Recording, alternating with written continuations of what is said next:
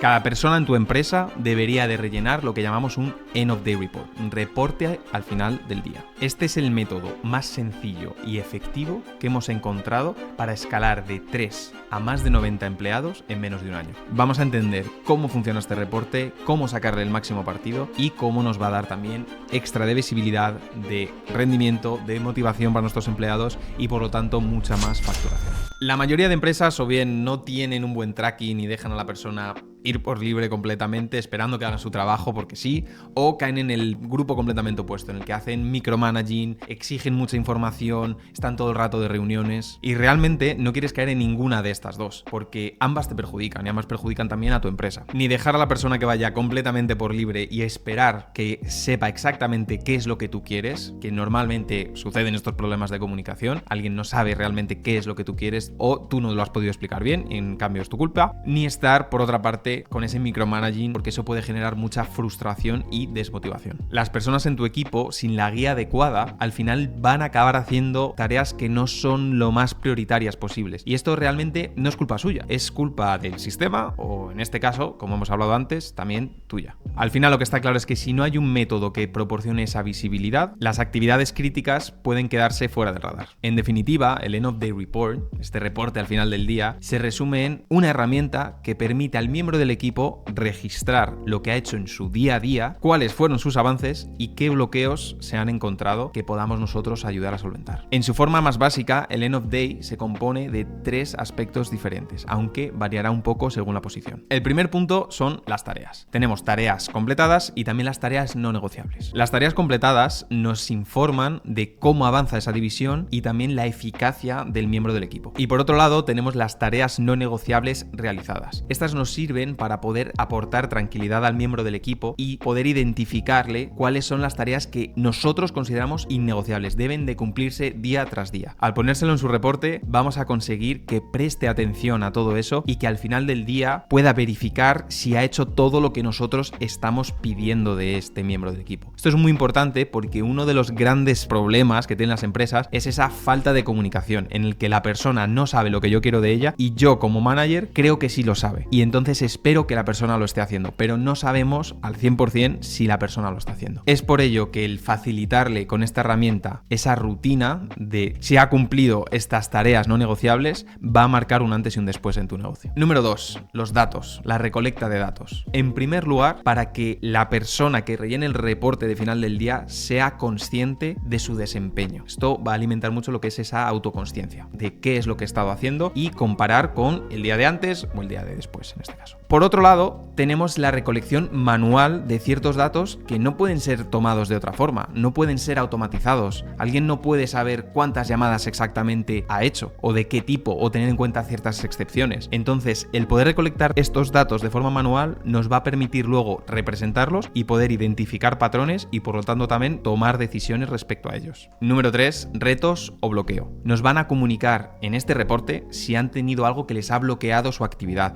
Nos van a dar contexto también sobre su día para saber si esto es algo que tú como manager o dueño de negocio debes de priorizar o en cambio debe ser algo que debes de delegar. Pero al fin y al cabo eso es un problema que si se resuelve vamos a poder desbloquear el trabajo para esta persona y va a poder seguir dándonos resultados. En otra situación, esta información seguramente se haya quedado perdida en un mensaje porque al fin y al cabo estamos centrados cada uno en nuestro día a día en lo que tenemos que hacer y en cambio si tenemos un sitio donde almacenar esos posibles problemas que están sufriendo tus miembros del equipo, que quizás no es prioritario para ti, pero sí para ellos, para que ellos hagan su trabajo, entonces al chequear este reporte vas a poder identificar y tener almacenados todos esos bloqueos y resolverlos quizás todos del tirón o incluso quizás analizar patrones de por qué está surgiendo ese problema con el reporte de otra persona y de esa forma también darte cuenta de aspectos del negocio que quizás ni siquiera estabas teniendo en cuenta. Todos los miembros del equipo de todas nuestras empresas tienen este End of Day Report y lo consideramos imprescindible porque también favorece ese compromiso, no solo con la empresa, sino también con uno mismo, de analizar ese desempeño, de motivarte a ti mismo y de ser mejor. Todos nuestros miembros del equipo de todas las empresas tienen este End of Day Report. Siempre tienen que rellenarlo al final del día y lo consideramos imprescindible ya que también aumenta ese compromiso. Al final la persona tiene un compromiso no solo hacia la empresa, sino sobre sí mismo, de que tiene que rellenarlo al final del día y de esa forma también él es la persona que está encargada de su progreso. Es su responsabilidad el medir